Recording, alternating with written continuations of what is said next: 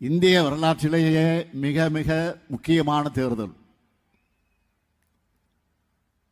இந்த தேர்தலில் இந்தியா கூட்டணிக்கு நீங்கள் அளிக்கிற ஒவ்வொரு வாக்கும்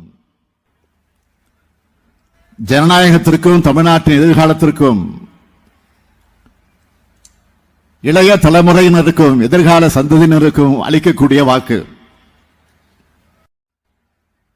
இந்தியாவில் சமூக நீதி நீடிக்க வேண்டும்னா ஜனநாயகம் பாதுகாக்கப்பட வேண்டும்னா வேற்றுமையில் ஒற்றுமை தொடர வேண்டுமென்றால்